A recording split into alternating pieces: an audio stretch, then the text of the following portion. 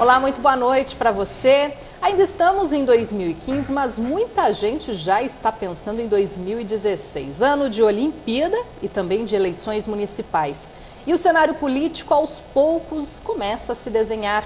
Terceiro colocado nas eleições para o governo do Amazonas no ano passado, com 180 mil votos, o ex-deputado estadual Marcelo Ramos pode ser um dos nomes na disputa pela Prefeitura de Manaus. E ele é o nosso convidado de hoje no Band Cidade Entrevista deste sábado. Muito boa noite, Marcelo. Prazer recebê-lo aqui no Band Cidade. Boa noite, prazer é meu. Alegria de poder dialogar com você e com o povo da cidade de Manaus.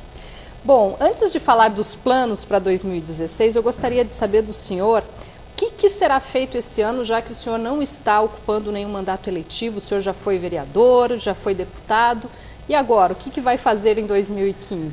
Primeiro eu tenho que dizer que me faz muito bem passar um tempo sem mandato. Eu acho que todo político deveria experimentar isso, porque é passar um tempo com a rotina de um trabalhador como qualquer outro, com os compromissos chegando no final do mês, eu que sou profissional liberal, exercendo a minha profissão, com dedicação. O senhor é advogado, sou advogado trabalhista, né? Com o amor que eu tenho por ela.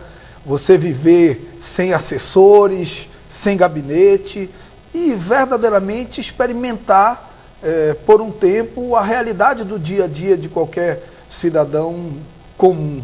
Então eu estou num período muito produtivo da minha vida, escrevendo muito, trabalhando muito, construindo projetos que eu já tinha e a partir do início desse ano estou engajado principalmente em dois projetos do ponto de vista mais político.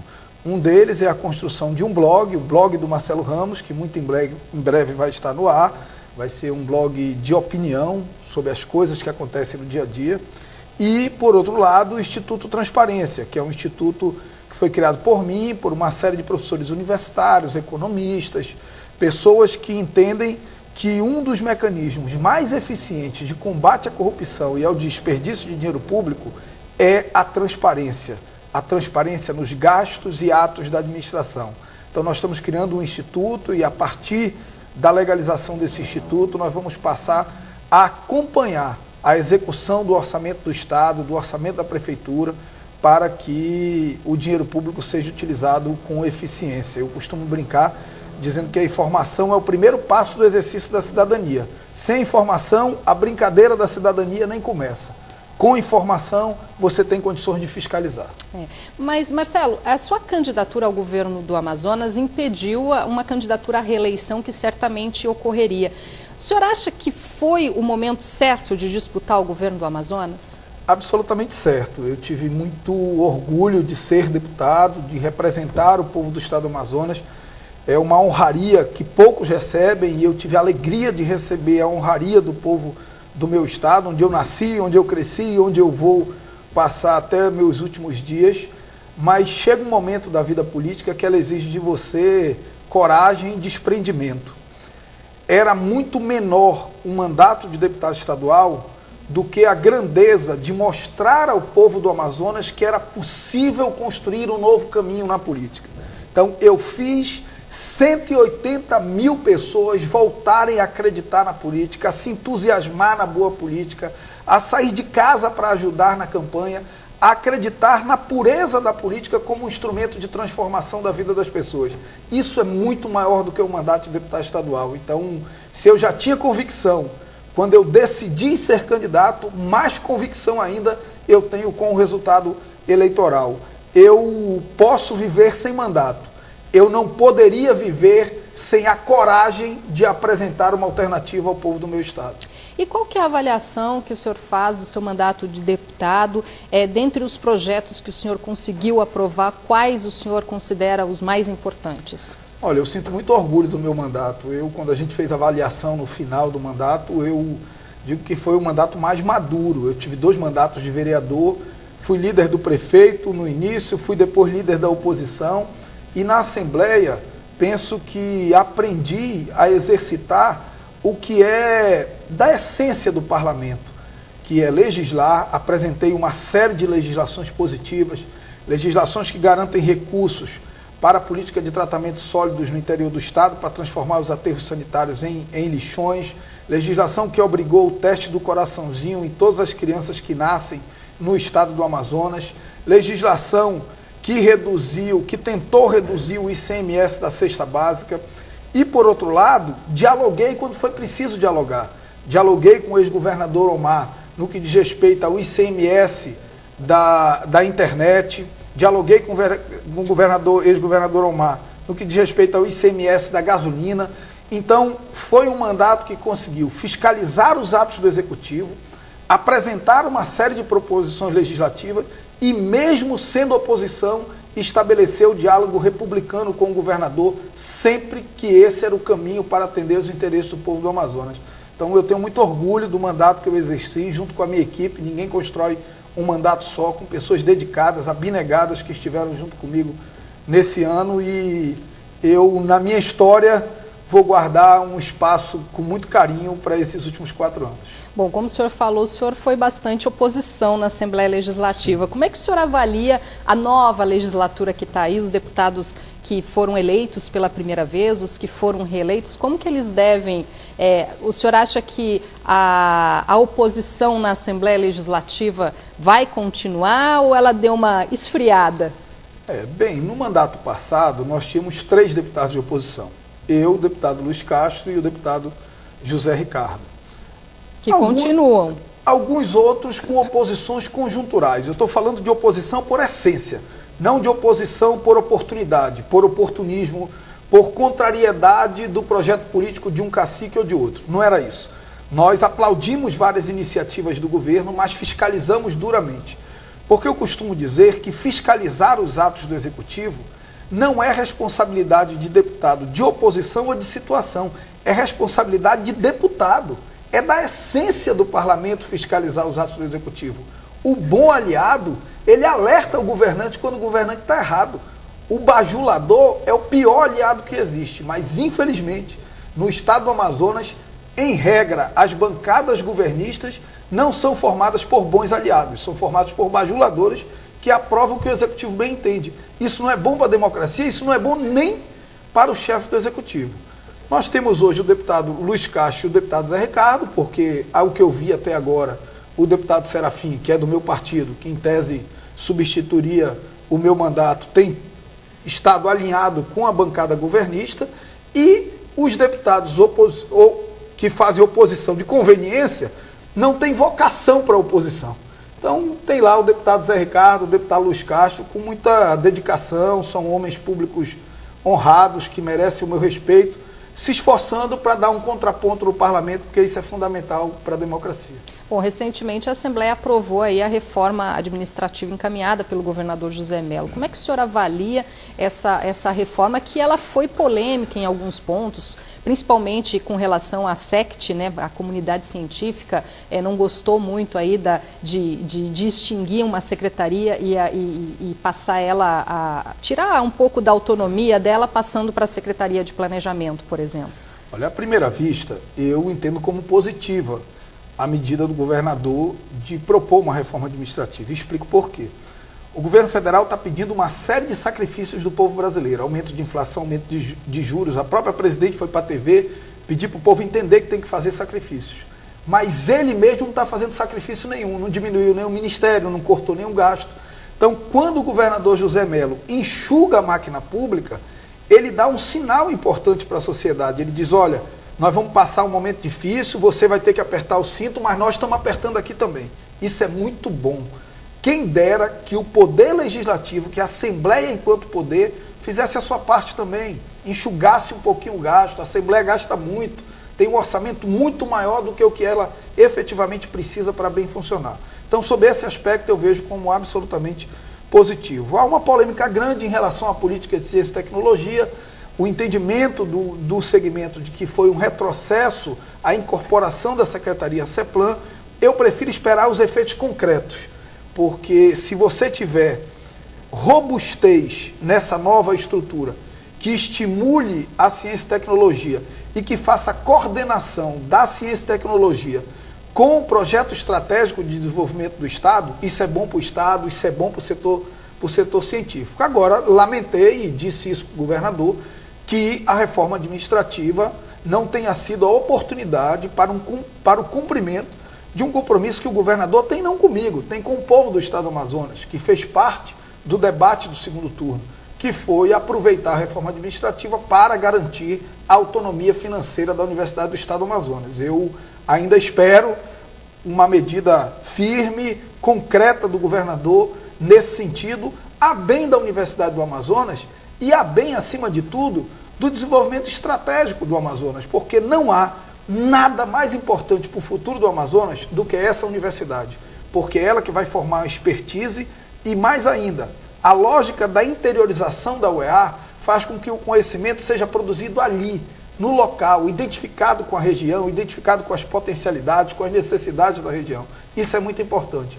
A hora que a universidade tiver a sua autonomia, que o dinheiro do fundo da UEA, aproximadamente 300 milhões de reais, for depositado na conta da UEA e não na conta única da Cefaz, nós teremos a estabilidade dessa instituição, nós teremos os investimentos necessários para melhor equipar laboratórios, para fazer contratação de professores, para ampliar cursos de bacharelados no interior do Estado e, principalmente, para linkar a Universidade do Estado do Amazonas às necessidades do povo do Estado do Amazonas.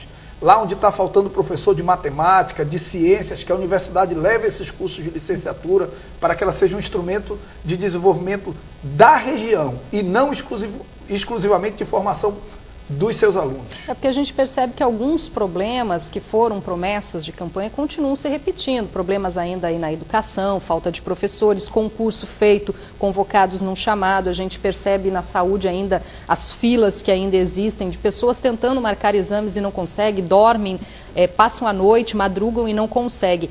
Qual que seria, na sua opinião, o maior desafio hoje do governo do Amazonas? Olha, eu ainda sinto falta e tenho cobrado isso de um governo de metas objetivas. O que eu dizia na campanha? Dizia, olha, no meu governo, quando nós assumirmos, nós vamos apresentar um caderno de estatísticas. Em que posição o Amazonas está no Enem, em que posição nós vamos entregar nos últimos 4 anos. Quanto é a mortalidade infantil hoje, quanto nós vamos entregar nos próximos 4 anos. Então, uma cesta de índices sociais em que o governo se comprometa com a sociedade. Isso é um compromisso efetivo, transparente e, acima de tudo, possibilita que a sociedade faça o controle social dos compromissos do governo. Eu ainda sinto falta disso. Eu espero que esse seja o passo seguinte da reforma administrativa, porque efetivamente os serviços públicos ainda são muito precários. Você falou do concurso da SEDUC, a Suzan também tem um concurso público, eu inclusive anteontem estive com o secretário da Suzan, tratando dessa questão do concurso, que me disse que o instituto que fez o concurso está entregando os resultados até o início da próxima semana, eles vão fazer a triagem lá geral e em breve vão fazer a convocação dos aprovados nesse concurso. E outras coisas que ficaram para trás, que precisam ser resolvidas com bom senso. O concurso dos profissionais de saúde do Corpo de Bombeiros, isso tem que ser resolvido, já tem decisão judicial, o Estado precisa de médicos, de enfermeiros, de odontólogos, mas infelizmente a máquina pública é sempre muito lenta, muito paquidérmica, pouco eficiente, falta eficiência administrativa. Enquanto não tiver uma gestão de resultados, nós vamos ter muita política e pouca gestão. E onde tem pouca gestão, o serviço não chega com qualidade lá na ponta. Direito. Tá bom, então a gente vai fazer um rápido intervalo, já então a gente retoma a entrevista com Marcelo Ramos. Não saia daí. Estamos de volta no Band Cidade Entrevista deste sábado, que hoje recebe o ex-deputado estadual Marcelo Ramos. Eu gostaria de voltar a falar com o senhor sobre as eleições para o governo do estado. No primeiro turno, o senhor sustentou sempre uma imagem de renovação, alegando que os 2 primeiros colocados nas pesquisas já estavam há mais de 30 anos no poder e que era necessário uma renovação na administração do estado. Porém, passado o primeiro turno, o senhor não conseguiu ir para o segundo turno, apoiou então no segundo turno o candidato à reeleição José Melo, que acabou ganhando as eleições. Essa decisão foi pessoal, foi do partido, porque acabou surpreendendo alguns eleitores que esperavam até que o senhor ficasse neutro no segundo turno. Então vamos lá. Eu, por não concordar com o grupo político que governa o Amazonas há tanto tempo, saí da minha zona de conforto, abri mão de uma reeleição de deputado estadual, apresentei meu nome ao povo do Amazonas com todas as dificuldades que uma campanha como aquela impõe dificuldades financeiras, pouco tempo de TV e tudo que circunda uma campanha majoritária. Quis o povo do Amazonas, não fui eu não quis Eduardo de Mello no segundo turno, eu quis Marcelo Ramos no segundo turno, mas quis o povo do estado do Amazonas que fosse ao segundo turno Eduardo e Mello. Eu posso achar que o povo está errado, agora quem sou eu para colocar a minha posição acima da posição da maioria do povo que eu quero representar? A posição da maioria é muito maior do que a minha. Então o povo colocou no segundo turno Eduardo Braga e Mello. Só existiam esses dois candidatos. Eu penso até que alguém pode discordar da decisão que um homem público toma. Agora penso ser inadmissível um homem público esconder do povo que ele quer representar a decisão dele. Então eu paguei os preços, fui claro. Agora eu tenho vários defeitos na minha caminhada da vida pública, como todo mundo tem. Agora tem uma marca que eu não tenho, que é a marca da omissão. E alguém que teve 17% dos votos em Manaus, 10% de voto no estado, não poderia ser marcado pela omissão no segundo turno. Eu fiz uma manifestação política, que foi uma declaração de voto que não me levou para o palanque, que não me levou para a televisão, e que ficou claro que foi feito sem que nada fosse oferecido em troca. Tanto que, quando me perguntam se eu vou ocupar algum cargo no governo do governador Mello, a minha resposta é simples, isso eu resolvi lá atrás. Quando eu declarei o voto nele, eu já disse que não ia ocupar. Não houve nem convite, então? Não houve espaço para convite, né? Não houve espaço para convite. Não vou ser leviano, não, o governador me convidou, mas eu disse que eu não ia, eu não vou. Não houve espaço para convite. Eu tornei claro que eu estava manifestando o meu voto, mas que não aceitaria ocupar cargos no governo, até para que não parecesse o que é tradição nesse tipo de coisa, que é declarar voto e depois ficar pressionando o governador para ocupar espaços no governo. Eu acho até que posso, em determinado momento, contribuir com algum governo, espero que com o cargo principal no executivo, na prefeitura, no governo do estado, mas não me sentiria confortável de compor o atual governo. Torço muito para que dê certo. Torço para que dê certo a administração do governador Mello, torço para que dê certo a administração do prefeito de Manaus. Um dia desses me perguntaram, torço para que dê certo a administração do ministro das Minas e Energia, por um motivo simples. Quando um gestor público erra, ele sofre muito menos do que o povo. E eu não posso torcer por uma questão eleitoral e por um interesse político meu, para que o gestor erre e o povo sofra. Isso não é justo com o povo que eu quero representar. O senhor é candidato a prefeito no ano que vem? Bom, isso é algo prematuro, né? Muito cedo ainda. Agora, mas existe a intenção? O que eu posso dizer, primeiro, é que é absolutamente legítimo e natural que alguém que teve 17% dos votos em Manaus concorrendo contra o governador no cargo e contra um outro que foi 2 vezes governador, é absolutamente natural que alguém que saiu da eleição com esse capital e com esse nível de confiança das pessoas seja candidato a prefeito da cidade de Manaus nas eleições seguintes. Mas eu penso que no atual momento isso é muito menos importante. É muito menos importante se eu vou ser candidato ou não, e o caminho natural é que eu seja, e muito mais importante, unir gente em torno de uma necessidade que para mim já passou da hora, que é a necessidade de abrir um novo tempo da política do Amazonas. Não dá.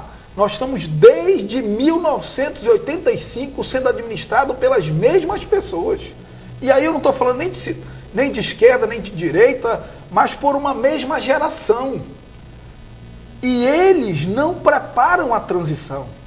Chega a hora para um homem público que ele tem que perceber que o que de mais importante ele pode oferecer ao povo dele é construir uma transição, é construir uma nova geração de homens e mulheres capazes de substituí-lo com eficiência. E o que a gente vê na política do Amazonas é o contrário. É toda vez que alguém de uma nova geração tenta se alçar à disputa de um cargo majoritário, as velhas gerações fazem de tudo para esmagar. podem ter feito isso com muita gente. Eu garanto que comigo não vão conseguir. Marcelo, hoje você é filiado ao PSB. Existe a possibilidade de você sair candidato por um outro partido, tendo em vista alguns conflitos internos aí que ficaram da eleição do ano passado? Olha, eu só guardo coisas boas da última eleição. Se teve alguma coisa ruim, eu até já esqueci. E na minha relação com o PSB também eu só guardo coisas boas. Foi o partido que me deu legenda para disputar a eleição, foi o partido que me deu tempo de TV. Lá eu encontrei e tenho companheiros solidários, fraternos, que caminharam comigo nas ruas. O Maciel, que é um exemplo, um símbolo de lá de dentro do PSB, que foi um gigante na minha campanha. Pessoas porque eu tenho muito carinho, o Marinho, o Caio, pessoas porque eu tenho carinho verdadeiro e que me ajudaram muito na minha campanha. Agora é óbvio que eu preciso estar num partido que tenha a independência necessária para decidir o que vai fazer em 2016.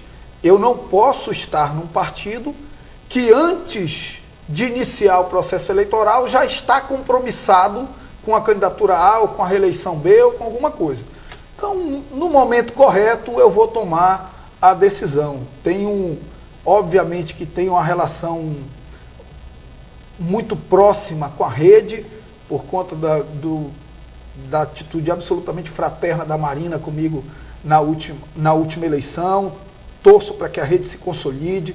Penso que a rede é o que há de novo no sistema partidário brasileiro, que é um sistema burocratizado, atrasado. As pessoas não se enxergam nos partidos brasileiros. E essa lógica da rede, de um partido mais horizontalizado, com mecanismos que combatam o caciquismo, ela me anima.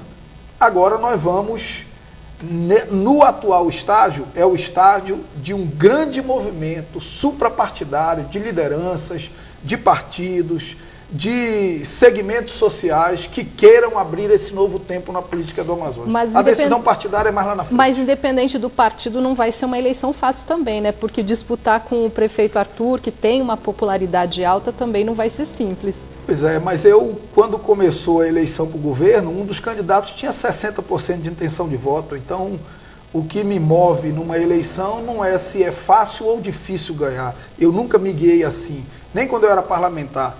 Os parlamentares, geralmente, eles ficam vendo assim, vamos ver onde é mais fácil eu me eleger. Aí vai trocando de partido onde é mais fácil se eleger.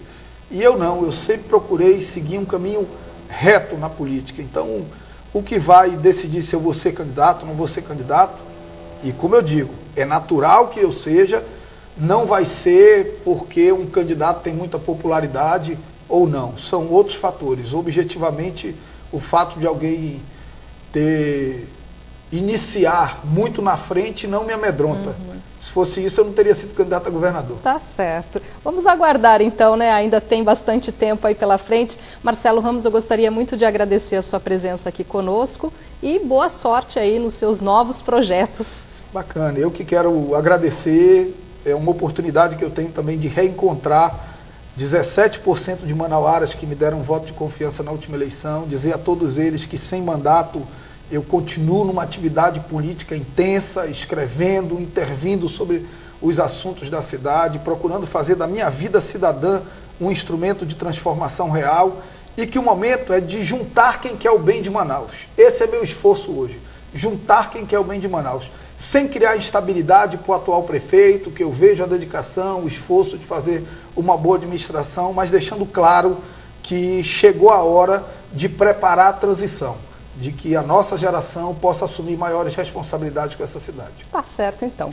Continuando, então, contribuindo aí com a gente. Boa noite para você, então. Boa noite. E para você aí de casa também, uma boa noite, um ótimo domingo. A gente volta a se encontrar na segunda no Band Cidade, a partir de 10 para 7 da noite. Até lá.